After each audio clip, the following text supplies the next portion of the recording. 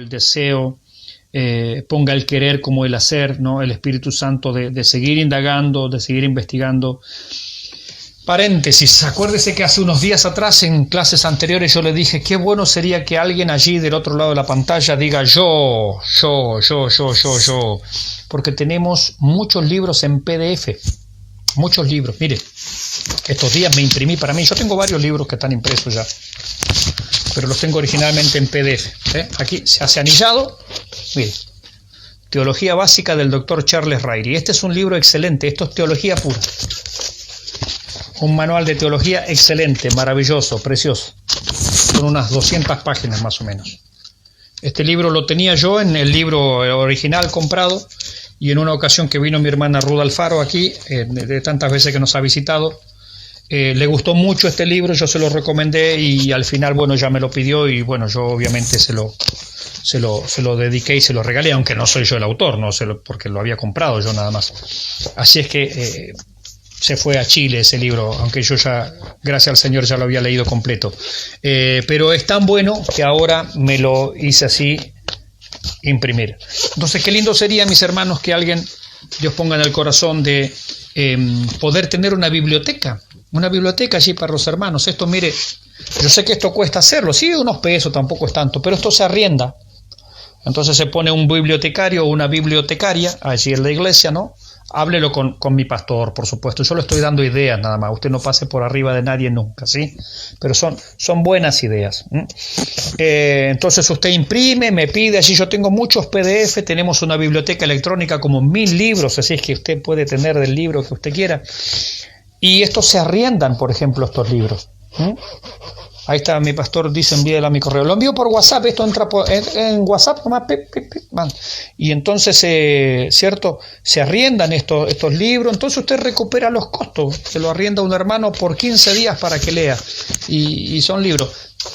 Recuerde lo que siempre decimos, esto no es palabra de Dios, ¿sí? Esto no es palabra inspirada. Son serios, eso sí se lo puedo garantizar. Son escritores serios, son hermanos temerosos de Dios. En este caso el doctor Charles Ryrie falleció hace como 6 años atrás, más o menos. Él era de Dallas, Texas, un extraordinario. El otro día le recomendé la Biblia de Estudio Ryrie, escrita por él, por el doctor Charles Ryrie, también una excelente Biblia. Lo vi por ahí a mi hermano, conectado a mi hermano de nacimiento, Alonso de Rivera, mi hermano Dagoberto, mi hermano Daguito. Mi hermano Daguito tiene la Biblia de Estudio Ryrie, y es una excelente Biblia. Yo creo que él puede dar fe que es una Biblia realmente muy, pero muy buena. Otra vez, no estamos idolatrando a nadie, pero hay buen material. Y sería lindo, ¿cierto? Lo he hablado con los hermanos de Laja, también ellos que tienen un salón de estudios bíblicos, de tener una propia biblioteca para la formación de los hermanos, de los predicadores, así, para irse instruyendo. Así es que yo le tiro la idea nada más. Yo le tiro la idea y usted sabe que siempre la disposición está. Solo falta que alguien tome la posta allí y lo habla con mi pastor y lo va haciendo, ¿no? Ahí está, mi hermano Francisco nos pone Charles Ryrie, tal cual, un excelente autor. He leído varios libros de él y les digo que para la gloria del Señor es uno de los teólogos que más ha influido positivamente en mi vida. Hay muchas cosas que yo la he entendido a través de este autor y realmente lo recomiendo, ¿no? Bien, la inerrancia de las Escrituras, así que qué lindo, una biblioteca allí, para que los hermanos se vayan, diccionario bíblico, manuales de teología, comentario, manuales de discipulado para adolescentes, material de escuela dominical, qué sé yo, atlas bíblicos, historia del cristianismo, qué sé yo, tanto ahí para leer, ¿no? Y para irnos formando en la palabra del Señor. La inerrancia de las Escrituras, significado de inerrancia. Si bien inerrancia no es una palabra que se halle en los diccionarios, es comprendida como derivada de la palabra error, es decir, inerrancia sería sin error, ¿no? Es un neologismo, ¿no? Con inerrancia se quiere decir que carece de error.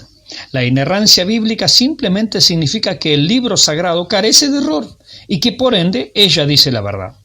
La verdad puede incluir aproximaciones, citas libres, lenguajes figurados y narraciones diferentes de un mismo asunto. ¡Apa! narraciones diferentes de un mismo asunto. ¿Cómo es esto que en uno de los evangelios dicen que los endemoniados gadarenos eran 2 y en otro dice que era 1? Esta pregunta ya la hicieron, ¿vio? Entonces son aproximaciones, narraciones diferentes de un mismo asunto. Entonces, ¿cómo conciliar todas esas cosas? Bueno, en primer lugar creemos en la inerrancia, es decir, la Biblia carece de error, ella dice la verdad. Y tenemos que entender que los pasajes son normalmente complementarios. ¿Por qué? Porque cuando tenemos 2 autores que narran el mismo hecho, cada uno narra lo que vio. Así como cuando usted vio un accidente de tránsito, usted narra lo que vio, usted no puede narrar lo que no vio. Bueno, cada autor también narra lo que vio, porque cada uno tiene su óptica, su punto de vista. Uno llegó primero, el otro llegó al último, al otro en realidad se lo contaron. Fíjese que en el caso de Lucas, el escritor del tercer evangelio, él ni siquiera fue discípulo del Señor Jesús, no fue discípulo de Jesús. No fue discípulo, no estaba entre los 12, no. Él fue discípulo de Pablo. Discípulo del apóstol Pablo, era médico él de profesión, ¿no?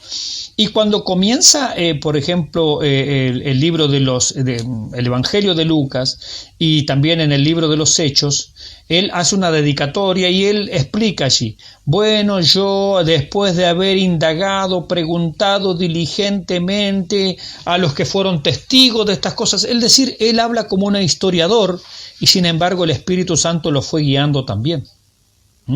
Entonces cada uno narra en base a la información que tenía. Ahora, la información que da es verdadera, es fidedigna. Entonces puede ser que uno haya visto 2 endemoniados y el otro simplemente le prestó atención a uno, resaltando la historia. Y así con muchos pasajes de la Biblia son complementarios, nunca son opuestos, nunca son contradictorios, ¿sí? Bien, Francisco nos dice, en la teología cristiana, la inerrancia de la Biblia es una doctrina que consiste básicamente en la ausencia de errores o fallas en las Sagradas Escrituras, las que al ser inspiradas por Dios mismo siempre dicen la verdad y no se equivocan. Amén, tal cual, esa es la definición justamente de inerrancia. Por eso tenemos que entender estas cosas. Si nosotros partimos de la premisa que la Biblia tiene contradicciones, vamos mal. Entonces ya no creemos en la inerrancia. No, la Biblia no tiene contradicciones, la Biblia no tiene errores, ella dice la verdad, creemos en la inerrancia. Mire, voy a volver un segundito nada más y ya retomo aquí. A la definición que vimos al principio, ¿no? Definición. Creemos en la inspiración verbal, palabra a palabra, plenaria, desde Génesis hasta Apocalipsis, infalible, no tiene fallas, y de inerrancia, no tiene contradicciones, ella dice la verdad ilimitada de toda la Biblia. Bueno, esa es nuestra definición. Eso es nuestra definición acerca de estas cosas, ¿no?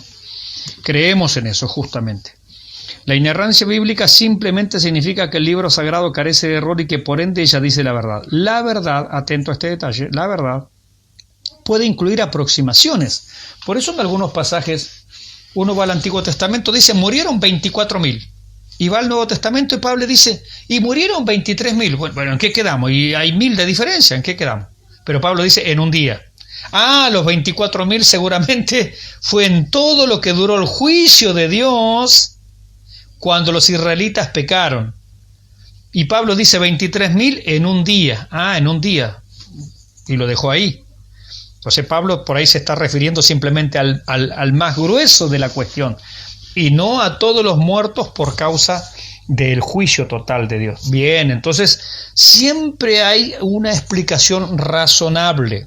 No artificiosa, pero siempre hay una explicación razonable para aquel que quiere encontrar la verdad. Volvemos a repetir un concepto que ya dijimos anteriormente. Cuando 2 textos de la Biblia chocan, uno o ambos están mal interpretados, porque la Biblia no puede contradecirse. Si entendemos que la Biblia es palabra de Dios y están bien interpretados, Ambos textos no se contradicen, se complementan. Entonces eso es muy importante.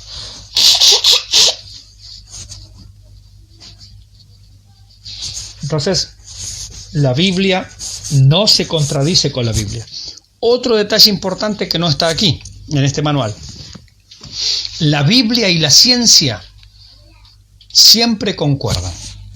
¿Cómo? Sí, la Biblia y la ciencia siempre concuerdan. Siempre, hermanos estudiantes, hermanos universitarios, hermanos de nivel medio. La Biblia y la ciencia siempre concuerdan. Claro, la Biblia bien interpretada y la ciencia bien interpretada siempre concuerdan. Ahora, si yo tengo malas interpretaciones de la Biblia, malas interpretaciones de la ciencia, pero se agarran a los combos ahí, se sacan chispas entre ellos. Es que uno o ambos están mal interpretados. Lo que pasó, por ejemplo, en el catolicismo en la Edad Media. A Galileo lo obligaban a afirmar que el sol se movía, y Galileo miraba al telescopio y no se mueve el sol, es la Tierra la que se mueve. Pero a fin de que no lo quemen en la hoguera, y bueno, se mueve el sol, decía él. Pero ¿cuál era el problema allí? La ciencia de Galileo estaba en lo correcta. Lo que estaba incorrecto era la interpretación que el catolicismo medieval tenía de la Biblia. Por eso digo, la ciencia bien interpretada y la Biblia bien interpretada siempre van a coincidir. Por eso es importante que tengamos una correcta interpretación de las Escrituras. Siempre van a coincidir. ¿Por qué? Porque la Biblia es de origen divino y porque la ciencia es de origen divino. Daniel 2:21. Él quita reyes y pone reyes, da la sabiduría a los sabios y la ciencia a los entendidos. El capítulo 8, si mal no recuerdo, capítulo 8 del libro de Proverbios está dedicado a la sabiduría, está dedicado a la ciencia, como de origen divino, absolutamente. Entonces, la ciencia bien interpretada y la Biblia bien interpretada siempre van a coincidir porque ambas son de origen divino. Y ahí está nuestro desafío, ¿cierto?, como predicadores. Gloria al Señor. Seguimos avanzando. Importancia de la inerrancia. Si es una afirmación de las mismas Escrituras, entonces negarla es poner en tela de juicio a la Biblia misma. En otras palabras, si la Biblia contiene errores, ¿dónde están esos errores? Porque algunos dicen, bueno, la Biblia tiene errores o tiene contradicciones. Bueno, ¿dónde están? ¿Dónde están? Habría que identificarlos, ¿no le parece? Obviamente. Esto pudiera afectar cuestiones fundamentales de la salvación, por ejemplo, y nosotros aún estar perdidos, claro que sí. Si esos errores fueran menores, nada garantiza que no se hubiera filtrado algo mayor. Lo decíamos el otro día cuando estuvo acompañándonos nuestro hermano Javier por acá, Javier Oliva, ¿no? Si nosotros supiéramos, por ejemplo, que un capítulo, un pasaje de Isaías o de cualquier profeta, no importa cuál sea, tuviera errores, o tuviera un error, o tuviera una profecía falsa, ya haría completamente a todo Isaías o a ese profeta no confiable. Es decir, si hay una profecía falsa en Isaías, pueden haber dos, pueden haber tres, pueden haber cuatro, ya no es confiable. Una sola mentira en Dios hace a Dios mentiroso, ¿verdad? Así como un solo pecado en Adán lo hizo a él pecador. Es todo pecador, pero se cometió un solo pecado, no importa, es todo pecador. Ya es pecador porque ha mentido, porque ha falseado o porque ha desobedecido, lo que sea, no importa. Una sola mentira en Dios hace a Dios mentiroso. Entonces, tenemos que nosotros como creyentes partir de la premisa en que Dios no miente. La Biblia no miente porque la Biblia es producto divino. La Biblia es de origen divino y es nuestro deber entender perfectamente de qué está hablando la Escritura. Dios no miente, sea Dios veraz, mas todo hombre mentiroso. Entonces, esa es nuestra postura. Ahora estamos empezando, mañana empieza, con la ayuda del Señor, el mes de la Biblia. Mes de la Biblia. Un lindo mes para poner en alto las Escrituras. Un lindo mes para ponerlas en alto, para darle lugar, para darle tiempo, para compartirla, para publicarla, para promocionarla, todo lo que tenga que ver con las Escrituras, el mes de la Biblia, ¿no? 24, si mal no me acuerdo, 26 de septiembre del año 1569, sale lo que hoy conocemos como esto, la Biblia Reina Valera, primero como la Biblia de Casiodoro de Reina, ¿no?, que se llamó la Biblia del Oso, se imprimió en Suiza, 26 de septiembre de 1569, Biblia del Oso, por la tapa, tenía un oso allí queriendo alcanzar un panal de miel, esa era la Biblia de Casiodoro de Reina. Y en 1602 salió esa misma Biblia ya revisada por Cipriano de Valera, que se la conoció como la Biblia del Cántaro, porque tenía una fuente de agua allí también en el impreso en la tapa. Y ha pasado a la historia la popularidad como la Biblia Reina Valera. Bueno, es un lindo mes como para refrescar estas historias, quién fue Casiodoro de Reina, quién fue Cipriano de Valera, dónde estudiaron, lo que les costó huir de España y del monasterio en donde ellos estaban, ver los lugares geográficos, ver todo lo que tuvieron que recorrer para llegar hasta Suiza, escapando de la Inquisición. Si los pescaban, los quemaban en la hoguera. Es decir, por eso el otro día cuando yo decía de esto, ¿no?, de valorar lo que tenemos en nuestras manos, cuando uno va conociendo la historia del cristianismo, cómo la Biblia llegó a nuestras manos, no solamente en la época primitiva, en la época en que se escribió, sino en la historia del cristianismo, para que hoy tengamos una Biblia, mis hermanos, es para valorar y darle la gloria a Dios por hermanos, por personas que se jugaron la vida, y no es chiste, no es broma, no es una exageración, se jugaron la vida para que usted y yo tengamos una Biblia en nuestra mano. Por eso, primero, porque es palabra de Dios, ¿cómo no la vamos a valorar si es palabra de Dios? Segundo, Dios utilizó a personas en los escritos originales, en los copistas y en aquellos que la tradujeron para que hoy nosotros la tengamos acá en nuestras manos. Por eso es un libro maravilloso, es un libro indestructible. Qué lindo mes como para promocionarla a través de películas, a través de videos, a través de repartir Biblias, a través de fomentar la lectura. Un mes maravilloso, ¿no?, para todo esto. Así que yo les recomiendo, ¿no?, como idea también, como sugerencia, mis hermanos. Maravilloso lo que Dios ha permitido hacer, ¿no? ¿En dónde estábamos? Entonces decimos, si hubiera algún error, alguna contradicción o algo que no estuviera bien, bueno, ¿quién garantiza que el resto está bien? Entonces ya se genera toda una tela de juicio, ¿cierto?, alrededor de las Escrituras. Teresa Castro nos dice: el Señor le bendiga mucho. Pastor Mauricio, saludos para todos mis hermanos. Gracias, mi hermana Teresa. Y ahí nuestro pastor Luis, nuestra pastora Cecilia también le están saludando. Gloria al Señor. Bien, evidencia de la inerrancia. Por ejemplo, Mateo capítulo 4, versículos 1 al 11. En la tentación, ¿cierto? La tentación que el Señor sufre allí por el mismo diablo. El Señor fue tentado muchas veces. Esta no es la única tentación. Aquí fue tentado por el mismo diablo. Pero, por ejemplo, la Biblia dice en un momento, ¿no?, cuando le traen una moneda y el Señor, cuando le preguntan, ¿es lícito dar tributo a César, sí o no? Y él le dice: hipócritas, ¿por qué me tentáis? Entonces, esta fue una tentación directa de Satanás, pero el Señor fue tentado muchas veces y de muchas maneras. Por eso la Biblia dice: fue probado en todo, pero sin pecado. Porque a veces nosotros nos quedamos con que, bueno, la tentación del Señor fue esta, la de Mateo 4, ahí donde el diablo le tentó cuando él ayunó 40 días y 40 noches. No, ahí le tentó personalmente, pero él sufrió muchas tentaciones a lo largo de toda su vida. Él siempre fue tentado. Gloria a Dios, que él fue tentado en todo, pero sin pecado, dice la Escritura. Entonces, nuestro Señor, allí en la tentación que el propio Satanás le hace, nuestro Señor responde a cada una de las tentaciones a las cuales se ve sometido por el diablo con un categórico: escrito está. Y esa es la respuesta que nosotros tenemos que dar: escrito está. Cuando nos remitimos a las Escrituras, Dios nos respalda. Cuando nos remitimos a las Escrituras, el diablo huye. ¿Sí? El diablo es vencido, como le dice Juan a los jóvenes creyentes: os alabo, jóvenes, porque habéis vencido al maligno. También dice: y esta es la victoria que ha vencido al mundo, nuestra fe en la palabra de Dios.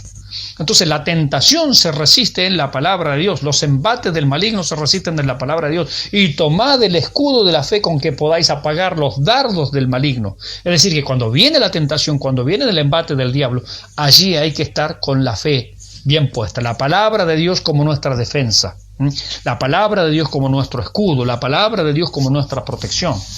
Recuerde que no empezamos con cúbreme con tu sangre. No, eso no es bíblico, ya no estamos saliendo de la Biblia, hermano. Claro, no empecemos con cúbreme con tu sangre. Nadie dijo cúbreme con tu sangre. La sangre de Jesucristo es para limpiar nuestros pecados, no para cubrirnos. Nos defendemos con la palabra de Dios. Y tomad la espada del Espíritu, que es la palabra de Dios. Es con la palabra, así que ahí.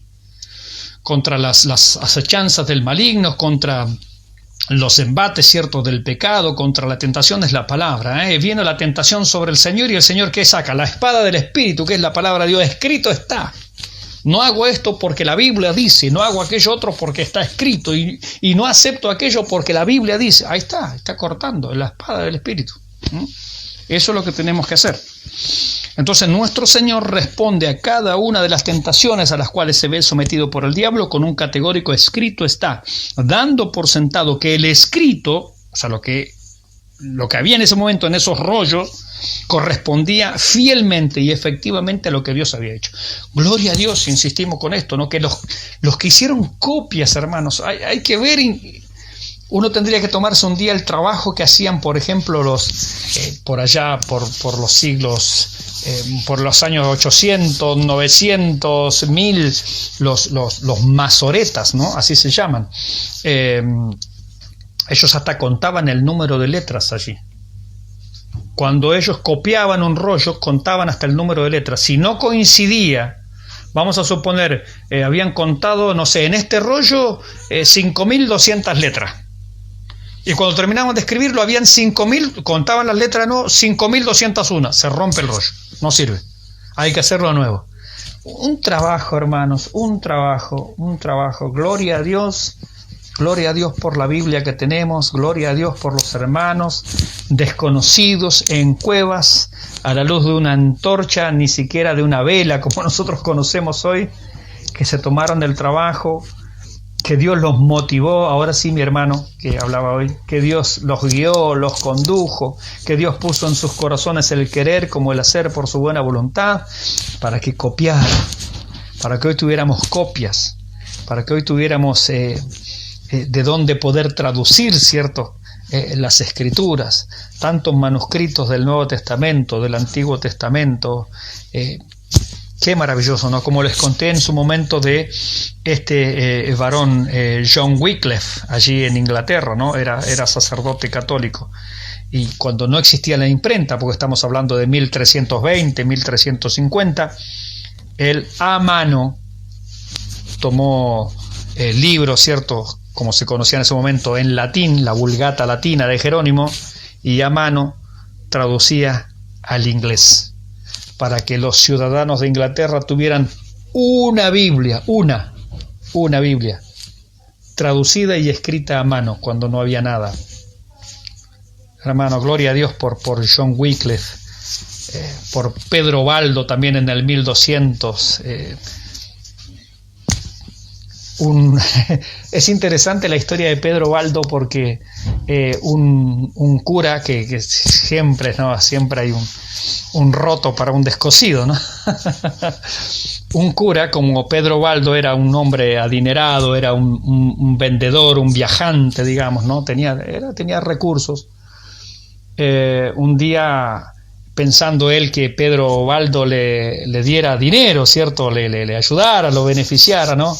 Le habló de que, bueno, sería bueno dar todo lo que tienes y distribuirlo a los pobres. En realidad era, dámelo a mí que yo lo voy a distribuir. Y Pedro Baldo, de esas formas maravillosas que actúa el Señor, se sintió muy tocado por esas palabras, que no eran bien intencionadas en realidad, pero como algo de la Escritura había citado el curita, ¿no?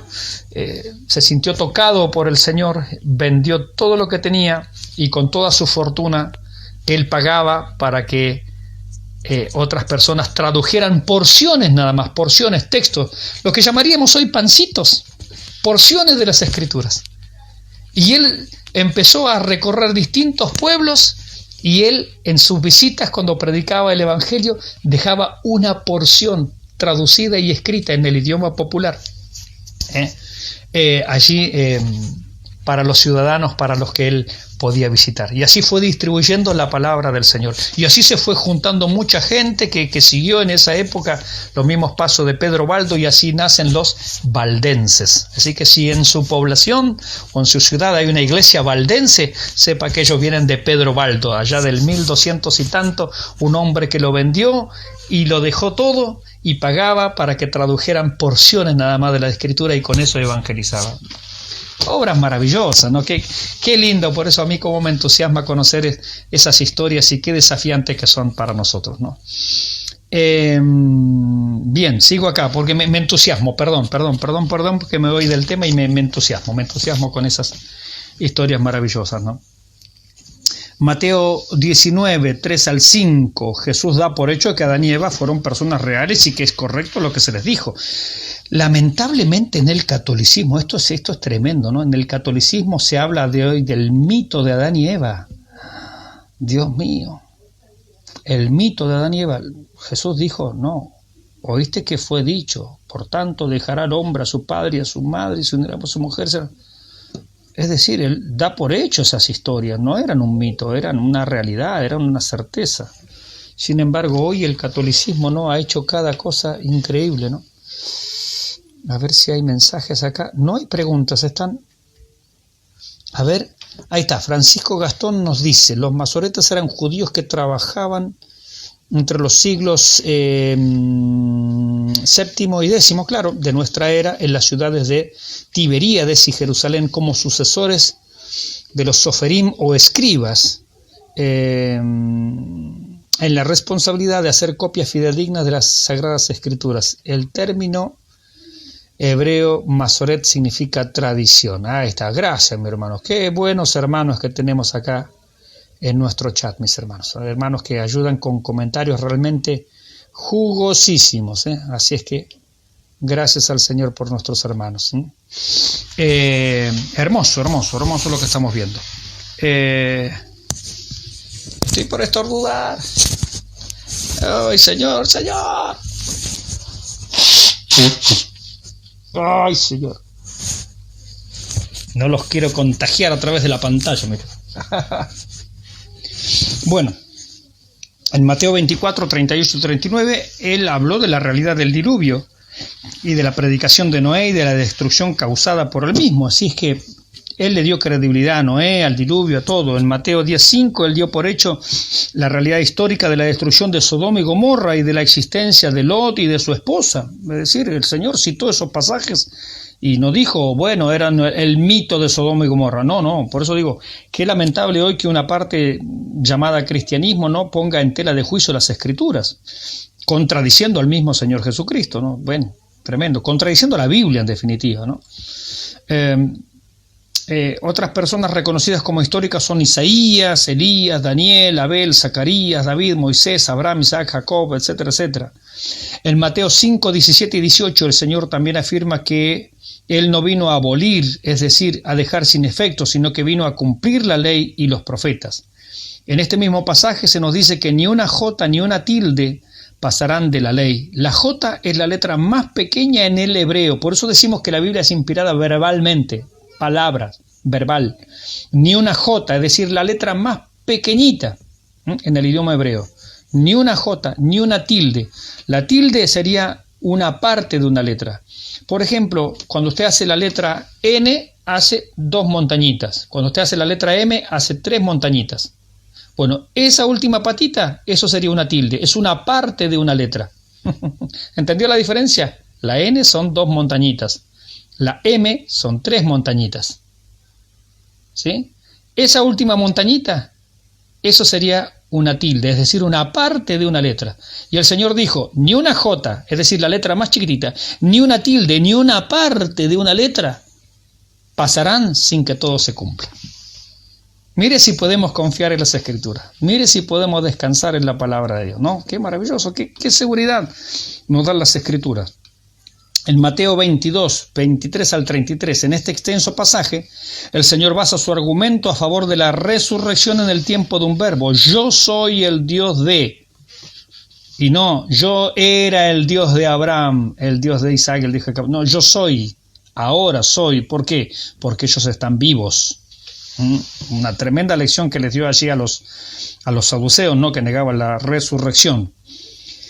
En Mateo 22, 41 al 46, aquí se afirma la deidad del Señor, Jesús por las palabras de David en el Salmo 110. Los judíos creían que el Mesías era solo un hombre de Dios, por lo cual su respuesta a la pregunta, ¿de quién es hijo? Ellos dijeron de David. Sin embargo, el Señor basa su respuesta en que David dijo el Señor a mi Señor. Es decir, dijo el Señor, ese es Dios, a mi Señor, es decir, el Mesías, tal cosa, ¿no? Con lo cual el Mesías es el Dios de los hombres también. Bueno, toda una discusión teológica allí no que tuvo el Señor. En Gálatas 3:16, Pablo por su parte discute el asunto de la ley y la gracia, centrándose en la promesa hecha en singular, tu simiente, y no en el plural, tus simientes. De esta manera el apóstol descansa plenamente en la seguridad que le da la exactitud de las Escrituras, aún en detalles tan minúsculos. Tremendo, ¿no? Toda una discusión teológica de Pablo, basado en las palabras en singular, dice a tu simiente, no a tus simientes, porque está claro que Abraham tuvo varios hijos, tuvo a Ismael, y después tuvo otros hijos más, ¿no? Con Cetura o Cetura, pero cuando se habló de tu simiente se hablaba de Isaac, porque en Isaac le sería llamada descendencia, el único hijo que tuvo con Sara, ¿no? Así es que bueno, Pablo podía discutir hasta el asunto de si está en singular o en plural. Entonces las Escrituras son absolutamente confiables, mis queridos hermanos. Bien, ¿qué más tenemos?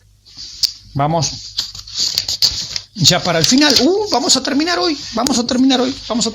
Después quiero darle algunos detallitos nada más, algunos principios de la hermenéutica o de la interpretación, algunos principios nada más, porque la hermenéutica en realidad es una doctrina que se puede estudiar aparte, pero vamos a ver luego algunos principios. Algunos símbolos de la Biblia, sexto y último tema, algunos símbolos. Bueno, ella es un espejo. A ver quién va anotando allí. Espejo, Santiago 1, 23 al 25. Entonces me ponen espejo, Santiago 1, 23 al 25. La Biblia también es una semilla, ponemos semilla. Primera de Pedro 1, 23. Semilla, Primera de Pedro 1, 23. La Biblia también es agua. Efesios 5, 25 al 27.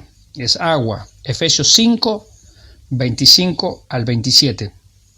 La Biblia también es una lámpara. Salmo 119, 105. Bueno, ese es bien conocido, ¿no? Una lámpara. Salmo 119, 105. La Biblia es una espada. Hebreos 4, 12. Estoy citando algún texto nada más, ¿cierto? Hay muchos más. La Biblia también es leche. Qué lindo. Primera de Pedro 2, 2. La leche espiritual no adulterada.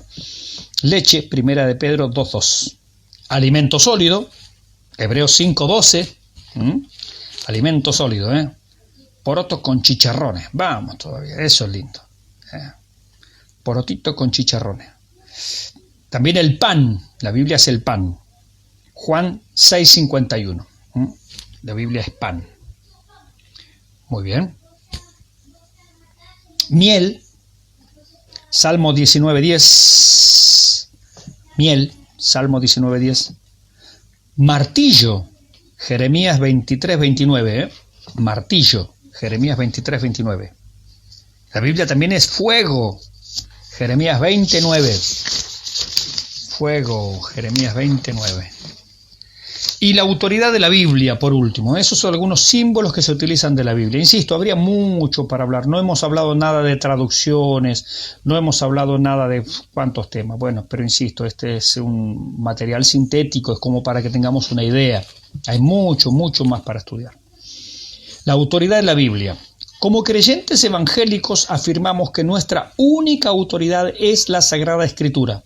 Amén. Esa es nuestra autoridad. Es decir, yo no soy autoridad si me salgo de la Escritura. Es decir, yo tengo autoridad cuando hablo de las Escrituras. ¿Sí? Entonces, la autoridad, en definitiva, es la Escritura. La Escritura. El apóstol Pablo nos dice que ella es útil o provechosa para los asuntos doctrinales, por supuesto, para convencer o reprender, es útil para corregir, es útil para instruir en el camino bueno y recto. La autoridad de la Biblia es superior a la razón. La autoridad de la Biblia es superior a la razón.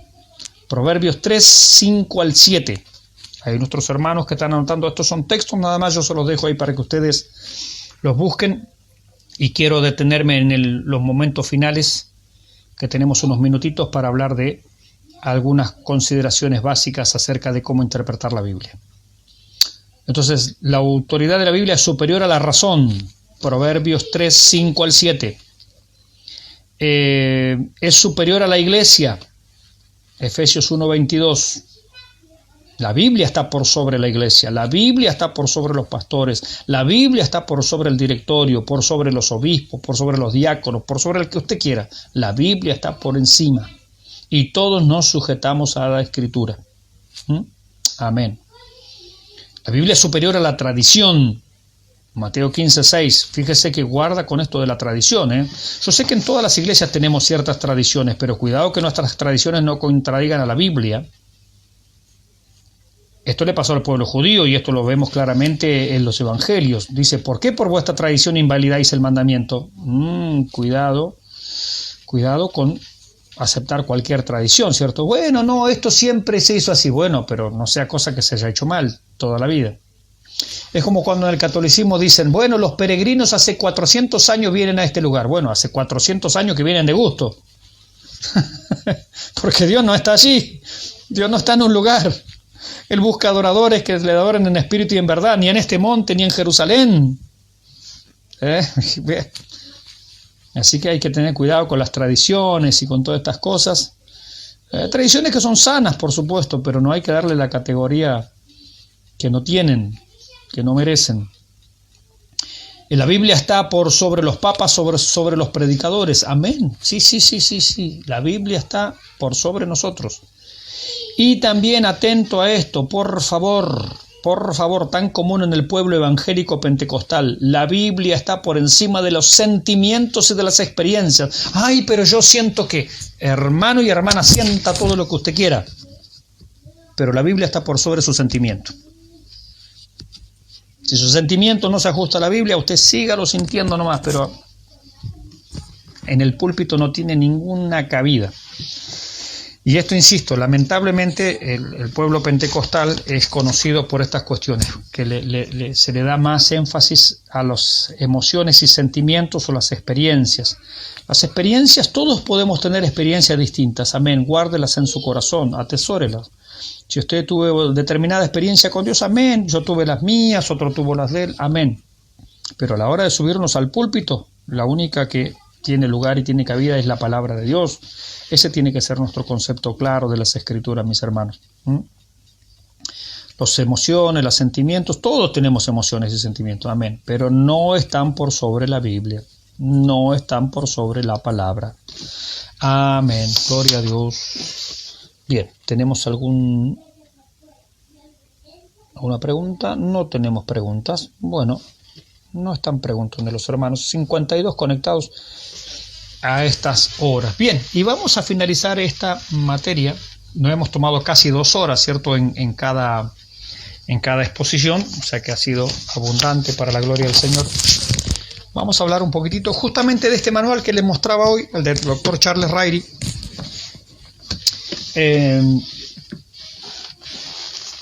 Algunos principios para interpretar correctamente la Biblia, ¿no? A ver si hay...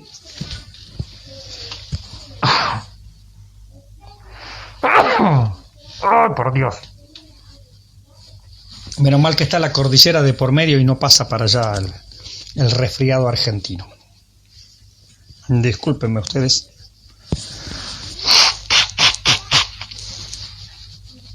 ¿Hay una pregunta allí o no? A ver si hay pregunta o no hay pregunta. Me parece que vi una pregunta por acá. A ver. Nuestra hermana Pati Ormeño, bueno, no es para tanto, mi hermana Pati. Estornudé para otro lado. Me hace falta un buen caldillo de mariscos del Irquén con harto limón, mi pastor, amén, y mucho pebre. Gloria a Dios, ya voy a andar por ahí. Una vez mi pastor me llevó ahí para arriba, subiendo ahí de la casa de él a la vueltita para arriba, hay una hermana que hace un caldillo tremendo, no me acuerdo cómo se llama esa hermana. Un caldillo, ¿de qué era? De un pescadito, pero no me acuerdo de qué era. Señor. Bueno, ya me voy a acordar. Bueno, me parece que vi una pregunta por acá, estoy buscándola. Señor, a ver. Isaac Mauricio dice, pastor, con mi esposa Angelito estuvimos aprendiendo sobre el árbol de Pascua que no debiese hacer porque tiene una interpretación. Amén. Sí, bueno, yo no juzgo el tema ese del árbol de Pascua porque no me meto en los hogares de nadie, ¿cierto? Nosotros no lo hacemos, pero tampoco, porque sé que los hermanos que lo hacen no se arrodillan ante el árbol, no le piden al árbol. Es decir, hay cuestiones que yo no las hago. Para Navidad, bueno, celebro bastante poco la Navidad. No soy un anti-Navidad, no, por favor. Pero cuando hemos hecho algo en estos últimos años, hemos armado a lo sumo algún pequeño pesebre, ¿cierto? En casa o en la iglesia. No hemos, hace muchos años no tenemos árbol de Navidad y eso, porque bueno, en primer lugar no tiene nada que ver con la escritura, ¿cierto? Pero tampoco ando juzgando, hermanos, a los que lo hacen, Yo no. Porque insisto, sé que algunos lo hacen, simplemente, no sé, lo tienen ahí decorativamente y no pasa absolutamente nada. Pero yo particularmente, insisto, yo no lo hago, no lo armo porque insisto, no tiene nada que ver con las escrituras, ¿cierto? También el tema de la fecha, también sabemos que no es la fecha. En realidad la Biblia no da la fecha del nacimiento, pero obviamente no fue el 25 de diciembre. Es más cerca de agosto, en esta época, la fecha probable en que nació nuestro Señor, de acuerdo a cómo está el clima en Israel, ¿no? Y a la práctica que había. Pero bueno, que lo quiera celebrar, celébrelo, mientras no caiga en la idolatría, mientras no caiga en la glotonería, qué sé yo. Hay libertad, ¿cierto? Caldillo de congrio, ahí está Lenita Carrillo, es verdad, era congrio, sí, congrio, mi pastor, sí, caldillo de congrio. Hoy, como saben ustedes, miren, un montón me pusieron ahí caldillo de congrio. Ay, Dios mío, nos pone Pati Ormeño. Esta hermana se está cayendo y casi desmayada. La hermana Teresa Parra. Amén, donde la hermana Teresa Parra. Claro, muy rico, estaba de rico. Bueno, cuando vaya de nuevo por allá se lo voy a reclamar a mi pastor Luis. Y vamos a invitar a los hermanos que se han ganado premios, así que, bueno, pastor, yo pago alguno, no se haga ningún problema. Mire, están cayendo las lágrimas de este lado de mi teléfono. Pero es cierto, era riquísimo. Ya me dio hambre, dice Pati. Bueno, para finalizar, vamos a finalizar, ¿sí? Y la semana que viene, si Dios quiere, estamos empezando con la nueva materia que se va a llamar la vida de Cristo. Justamente vamos a ir... ¿La vida de Cristo? No, la cristología, perdón. Déjenme verificar simplemente. Me parece que es la cristología. Cristología, sí, la doctrina de Cristo. Eso es lo que vamos a estar viendo. Vamos a empezar a ver la semana que viene, ¿no? La persona de Jesucristo. Y en el capítulo 4 vamos a empezar a ver la doctrina de la salvación. Gloria a Dios, Muy lindos temas se vienen. En el 5, ahí sí, la vida de Cristo, la vida, todo el movimiento que él hace durante su ministerio, ¿no? Que cuando lo estudiamos con los hermanos en la escuela bíblica, ahí lo hacemos incluso con mapas, ¿cierto? Tareas allí, ver todo el camino, todo el recorrido, norte a sur, este a oeste, que hace el Señor ahí en todo su vida, ¿no? Y en el capítulo 6, con la ayuda del Señor, cuando lleguemos al 6, ahí vamos a estar viendo escatología, ahí vamos a estar viendo todo lo que es de los tiempos finales, ¿no? Todos los panoramas proféticos que habla la Biblia. Así que bueno, se vienen materias realmente importantísimas aquí en este espacio. Bien, vamos con algunos principios de la hermenéutica, ¿sí? Aunque esto es otra materia, vamos a compartir un chiquitito nada más para finalizar. Tenemos unos 10 minutitos. Primero, interpretar gramaticalmente. Entonces lo primero es interpretar gramaticalmente. Puesto que las palabras son vehículos del pensamiento y puesto que el significado de cualquier pasaje se tiene que determinar por un estudio de las palabras que contiene y la relación de las mismas en las oraciones, la determinación del sentido gramatical del texto tiene que ser el punto de partida de la interpretación normal. Es decir, esta palabra que es, por ejemplo, lo básico elemental para no rompernos la cabeza, es un artículo, es un adjetivo, es un adverbio, es un pronombre, es un sustantivo, es un verbo, es decir, ¿qué clase de palabra es? Lo mínimo es eso. Es decir, vamos a ir, para no rompernos la cabeza, insisto, hermenéutica es toda una materia, pero interpretar gramaticalmente en qué tiempo está, presente, pasado, futuro. Por ejemplo, parábola de las 10 vírgenes. Entonces, que yo le diría, la mayoría tiene problemas en interpretar parábola de las 10 vírgenes, pero mire, atento a este detalle, mire acá mi ojo hinchado de resfrío. Parábola de las 10 vírgenes, ¿cómo comienza? Entonces, el reino de los cielos será. La palabra será es un verbo. ¿Y en qué tiempo está? Futuro. Futuro. Entonces no es para ahora, es para el futuro. ¿Cuál futuro? ¿A qué futuro se refiere? ¿De qué venía hablando? De la gran tribulación. Mateo 24 describió la gran tribulación, terminó de hablar de la tribulación, terminó de hablar de todas esas cosas y nos pone un ejemplo, porque la parábola es un ejemplo. No es la realidad, es un ejemplo, es una comparación nada más. No es tan así, es un ejemplo. Entonces, ¿cuándo entonces? En la época de la tribulación, porque eso estaba hablando. El reino de los cielos será. O sea que la parábola de las 10 vírgenes, escuche bien, escuche bien, escuche bien. Nunca puede estar hablando de la iglesia. Porque acaba de describir la gran tribulación. Y la iglesia se va antes de la tribulación. La parábola de las 10 vírgenes está hablando de Israel en la gran tribulación. Entonces el reino de los cielos será. Y ya nos aclaró el panorama. Si lo arrancamos de otra manera, ya la embarramos. Interprete gramaticalmente. Es un verbo. ¿En qué tiempo está? Pasado, presente, futuro. Hay que prestar atención al texto.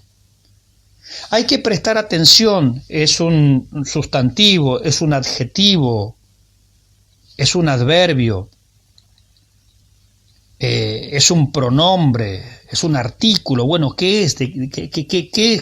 ¿Qué son estas palabras que están aquí? Entonces, lo primero básico es, a ver, antes de empezar, leemos el texto. Entonces el reino de los cielos será, leo todo el pasaje y empiezo. Bueno, hermanos, este texto nos está hablando de que la iglesia, ya la embarramos mal, porque no hemos prestado atención al texto. Hay que leer el texto 20 veces, 30 veces, 40 veces.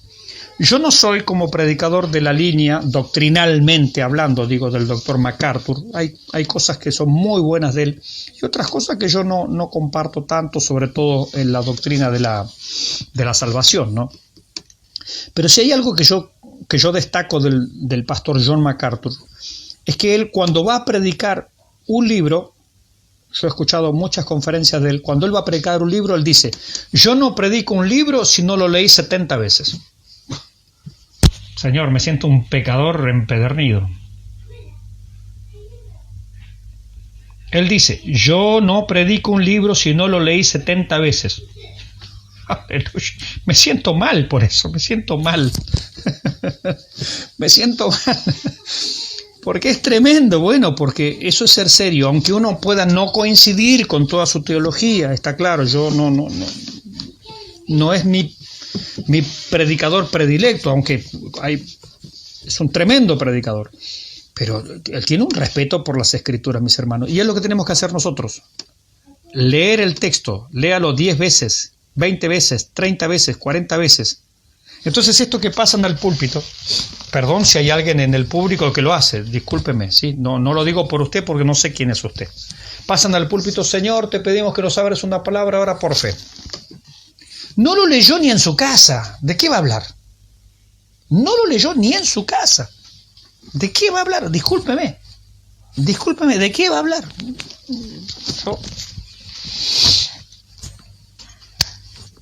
¿Qué quiere que le diga? Usted sabe que yo me vuelvo loco con esas cosas. No. Procura con diligencia presentarte a Dios aprobado como obrero que no tiene que avergonzarse, que traza, que expone bien, exactamente la palabra de verdad.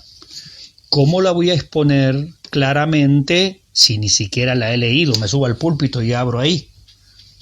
Y todavía le llaman por fe. Yo le llamo porfiado. Isaac, gracias, nos dice, Señor, por estas enseñanzas que nos estás dando mediante nuestro pastor Mauricio, y puedas concederle más tino y sabiduría de lo alto para trabajar en tu obra. Amén, mi hermano, sí lo necesitamos, todo lo necesitamos. Recuerde, yo no digo esto para avergonzar a nadie, no sé si alguien del otro lado lo está haciendo, pero digo, hermano, no haga eso, no haga eso, no haga eso. No es lo que tenemos que hacer con la Biblia, tenemos que tomarla con la mayor seriedad que podamos. Entonces, yo cuando escucho a un predicador como John MacArthur, lee 70 veces un libro antes de predicarlo, wow, Señor. A ver, yo he leído libros de la Biblia muchas veces, 10 veces, 15 veces, 20 veces, pero le aseguro que no lo he leído 70 veces. No, yo le aseguro que estoy lejos de ese número. Entonces me sacó el sombrero. Me sacó el sombrero ante determinados predicadores que yo en alguna área no puedo estar de acuerdo con él, pero son gente que se toma en serio las escrituras. Listo, no hay nada que hablar, yo no tengo nada que decir. En ese aspecto no tengo nada que decir. Me callo la boca y tengo que aprender. ¿Con qué seriedad y con qué compromiso toman las escrituras? Bueno, gloria al Señor. Entonces, interprete gramaticalmente. Fíjese bien de qué está hablando. Fíjese bien las palabras. Anote. Apuntes. Usted va apuntando palabras, significado. ¿Qué significa esta palabra? ¿Qué significa esta otra palabra? ¿Qué significa esta palabra?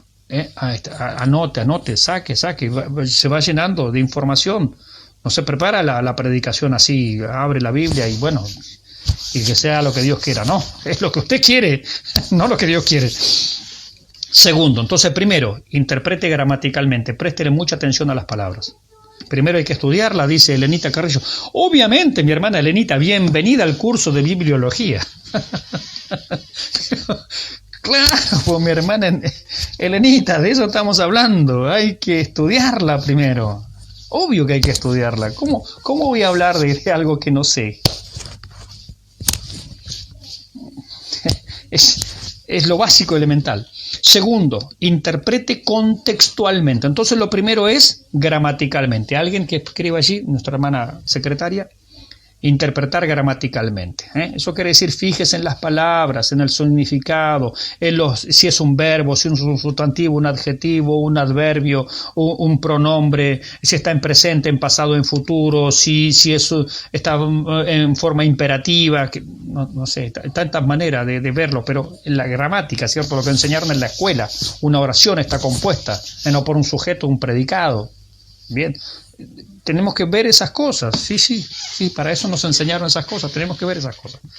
Eso es lo primero, interpretar gramaticalmente, la gramáticas sencillo. Segundo, Interprete contextualmente. Las palabras y las oraciones no existen aisladamente. Por lo tanto, el contexto se tiene que estudiar para ver la relación que cada versículo mantiene con el que lo precede y con el que sigue. Hay que considerar el contexto inmediato, el tema y el alcance del libro entero. Entonces, ¿qué hacemos? Primero interpretamos gramaticalmente, analizamos las palabras, los tiempos, todas esas cosas, sujeto, predicado, sustantivo, adjetivo, verbo, adverbio, pronombre, artículo, listo, ya está, todo eso. ¿Y qué significan esas palabras? ¿Qué significa? Yo tengo que tener en claro ahí. Por ejemplo, en la parábola también hay muchos le erran, en la parábola de el rico y Lázaro. Dice, y hay una gran cima entre nosotros. ¿Y qué es cima? Bueno, allí cima, en esa frase es valle, no es montaña, no es cerro. Y muchos interpretan cerro, no. Cima, en ese pasaje, es valle, es al revés. Hay un gran valle entre los de un lado y los del otro. También es una parábola, por eso es un ejemplo. De una parábola hay que tomarla con cariño. No es así, pero se parece. Ah, es que eso es una comparación, eso es una parábola. Por eso las parábolas, eso se ve en hermenéutica, las parábolas no son fuente doctrinal. Yo no puedo basar una doctrina en una parábola, porque una parábola es una comparación. No es así, se parece nada más. Ah, bueno, si no entiendo eso, de cada parábola ando haciendo una doctrina, y eso es un error. También son errores básicos, elementales que se cometen. Contextualmente, es decir, ¿cómo yo puedo interpretar un texto? Lo que le decía el otro día de los pancitos de vida. Saco un pancito de vida y dice, ¿y qué quiere decir esto? No sé, vaya, búsquelo en la Biblia, de qué viene hablando, dónde está ese texto, y fíjese después que sigue hablando, para poder entender en el contexto en el cual estaba. ¿Sí? La frase ya célebremente famosa. Un texto fuera de su contexto es solo un pretexto. Bueno, los predicadores, esto de la prosperidad, los predicadores tipo enlace, todo eso, todo lo predican fuera de contexto. La Biblia no está hablando de eso, pero ellos le enchufan eso. Lo que hablábamos hoy, Dios está restaurando el tabernáculo caído de David, que es la alabanza. Cuando yo voy a buscar en la Biblia, porque está en el libro del profeta Amós, si mal no recuerdo, que Dios va a restaurar el tabernáculo caído de David, está hablando de la gran tribulación y el reino milenial. No tiene nada que ver con la alabanza. ¿De dónde sacaron? Es porque predican un texto fuera de su contexto y lo único que crean es un pretexto. Entonces hay que predicar el texto en su contexto. Yo tengo que saber de qué está hablando, de qué venía hablando, de qué habla después, a quién fue dirigido, en qué momento, en qué circunstancia, qué estaba pasando, cuál era el contexto histórico. ¿Por qué están haciendo esto? ¿Por qué se dice esto acá en este momento? ¿Cuál era el asunto? ¿Quién era el rey? ¿Qué pasó después? Todo el contexto yo tengo que conocerlo, tengo que informarme. Gloria a Dios, porque hoy las Biblias en general vienen incluso con un pequeño resumen, ¿no? Acerca del contexto histórico. Bueno, eso nos ayuda bastante para poder entender, a ver, ¿por qué Dios dijo esta palabra a este pueblo en ese momento? Primero yo tengo que explicar eso y tengo que saber eso y después voy a sacar una enseñanza para mí. Si yo me subo al púlpito, leo un pasaje y digo, hermanos, esto nos está enseñando que ya la estoy embarrando porque no expliqué nada, no expliqué por qué se decía ese pasaje, por qué esas palabras Dios se las dijo a ese pueblo, a esa persona en ese momento, qué estaban viviendo, qué les estaba pasando, qué les estaba sucediendo, qué venía después, de dónde venían. ¿Quiénes habían muerto? ¿Cuál había sido la batalla que habían librado? Es decir, el contexto. Porque ese texto está dicho en un contexto histórico y yo tengo que interpretarlo en ese contexto histórico. Después voy a sacar una enseñanza para mí, para que la enseñanza que yo saque para mí no sea equivocada. Porque si yo no entiendo el contexto, voy a sacar una enseñanza equivocada, una enseñanza errónea. Entonces es importante el contexto. Interprete el contexto. Tercero, compare escritura con escritura. Esto quiere decir que cuando usted está llegando a una conclusión, tiene que buscar en la Biblia si esa conclusión está correcta. Es decir, esto que estoy leyendo acá en Jeremías, si yo llegué a esta conclusión, pero ¿es lo que la Biblia enseña? Es decir, lo encuentro en Mateo, lo encuentro en Juan, lo encuentro en Jeremías, lo encuentro en Isaías, lo encuentro en Génesis. Es decir, la Biblia habla acerca de esto, porque si no estoy sacando una conclusión antojadiza. Mire, otro ejemplo clásico. Estoy analizando el episodio del endemoniado gadareno, ¿sí? Allí dice que los demonios en un momento le piden permiso al Señor y salen del endemoniado, o los endemoniados, depende de cuál evangelio sea, y entran a los cerdos. Conclusión. Hermanos, los demonios tienen el poder de entrar en los animales. Esa es la conclusión que saqué. Ah, bueno, ahora búsquenme en el resto de la Biblia a ver si los demonios pueden entrar a los animales. No hay. Entonces mi conclusión está errada. La conclusión que yo saco de un texto tiene que estar vista, reproducida a lo largo de la Biblia. En muchos otros pasajes yo tengo que ver lo mismo. Ahora, si yo no encuentro eso, mi conclusión está equivocada. Los demonios no pueden poseer a los animales. Fue en ese caso el Señor particularmente les dio el permiso de hacerlo. Si no, no pueden. Porque si no, mi gato está endemoniado, mi perro está endemoniado, el caballo del vecino está endemoniado y las gallinas de la vecina también están endemoniadas. No, andamos viendo demonios hasta en los animales. No. La Biblia no enseña eso. ¿Se da cuenta? Entonces tenemos que comparar la Escritura con las Escrituras. Esto que yo quiero enseñar es lo que la Biblia enseña también en otros pasajes. Es coincidente con la Escritura a lo largo. Yo puedo ver esta enseñanza a lo largo de la Escritura. Por ejemplo, si yo digo, Jesucristo es el Señor, puedo verlo en un pasaje. Puedo verlo eso en otro pasaje, en otro pasaje, en otro pasaje, en otro libro allá, en otro libro acá. Sí, entonces es una conclusión correcta. Jesucristo es el Señor, porque yo veo esa misma enseñanza, esa misma conclusión replicada a través de muchos pasajes de la Biblia. Eso es lo que se llama una doctrina. Cuando yo tengo una enseñanza que la puedo replicar en muchos lugares de la Biblia, si no, no es una doctrina. No es una doctrina. Bien. ¿Qué me dice Isaac Mauricio? Dice, son las concordancias. No necesariamente, a veces la concordancia lo único que hace es tirarme una misma palabra donde aparece en distintos lugares, pero a veces no tiene nada que ver. Por ejemplo, la palabra fe. La palabra fe aparece en muchísimos lugares de la Biblia, pero no siempre está hablando de la misma fe. A veces habla de la fe que conduce a salvación. A veces se utiliza la fe como sinónimo de Biblia, como sinónimo de cuerpo de Escritura. Entonces no tiene el mismo sentido. No. La concordancia sirve a veces y a veces no. Depende de la selección que yo haga para el tema que yo estoy siguiendo.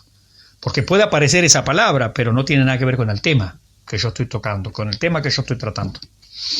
Bien, y por último, entonces hay que comparar la Escritura con la Escritura. Tiene que haber una unidad. La Biblia es una unidad en la mente de Dios expresada al hombre. Tiene que haber una unidad en la conclusión. Entonces, si yo llego a la conclusión en el pasaje de los endemoniados gadarenos que los demonios pueden entrar en los animales, mi conclusión está errada. ¿Por qué? Porque esa enseñanza no la veo en el resto de la Escritura. Mi conclusión está errada. Listo.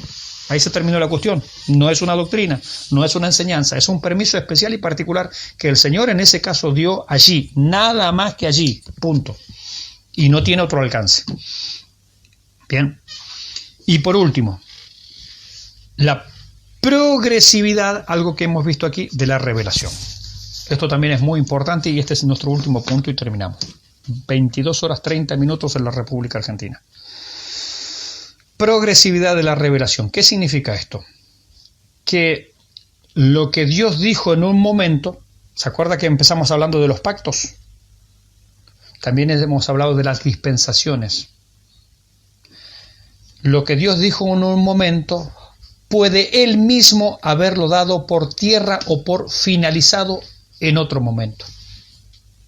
Entonces, si usted se queda con un pasaje del Antiguo Testamento allá bien primitivo, y se aferra a él, y no ve que esa enseñanza, o que ese mandamiento, o que esa orden era temporal para ese momento, o que después esa orden fue por Dios mismo cambiada en otro contrato, En otro pacto, en un nuevo contrato, en un nuevo pacto, en una nueva alianza, en un nuevo testamento, estoy enseñando un error.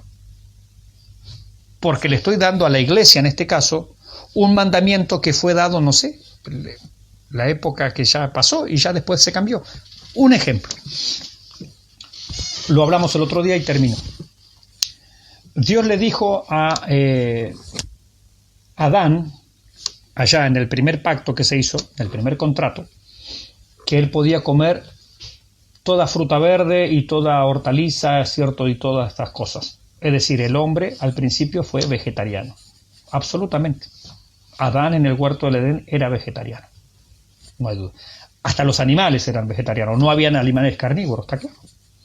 Dios dijo que eran vegetarianos, sí. Entonces yo me aferro a eso hoy, como predicador caprichoso y que no está entendiendo que la Biblia es progresivo, es decir, cosas que Dios dijo en un momento, Él mismo pudo haberlo cambiado más adelante. Ojo con eso. Entonces me quedo con esa postura. Bueno, acá dice la Biblia que el hombre tiene que comer esto, y como esto se le den, esto es el ideal de Dios y hay que quedarnos con eso. El hombre tiene que comer solo frutas y verduras. Y me quedo porfiadamente en eso. Pero resulta que en el capítulo 9 de Génesis Dios le permite al hombre comer carne. ¿Y qué hago con eso? ¿En qué quedamos al final? ¿Qué como? Bueno, puedo comer carne. Pero llego a la ley y dice, no, de toda carne no, del cerdo no me lo comes, el conejo tampoco, la liebre tampoco. Bueno, ¿en qué quedamos? ¿Verdura y fruta? ¿Todas las carnes o algunas carnes? Porque Dios a través del tiempo, en distintos pactos, en distintas también se llaman esos dispensaciones, Dios va modificando cómo se relaciona con el ser humano en determinadas circunstancias, en determinado momento. Cuando llegamos al Nuevo Testamento, cuando llegamos a Jesús, dice, ¿no entendéis, le dijo el Señor a los discípulos, que lo que entra al hombre no contamina al hombre porque entra al hombre y después se va a la letrina, es decir, al baño, haciendo limpios todos los alimentos? ¿Qué puede comer el cristiano? Con que te dé gracia, dice Pablo, coma lo que quiera. Pero ¿puedo comer cerdito? Bueno, muérdale la orejita así. Muérdale la orejita nomás, mientras esté cocinado, ¿cierto? Si no, pobre, el griterío de chancho que va a quedar en la casa. Claro, pero ahí aparecen, por ejemplo, los adventistas.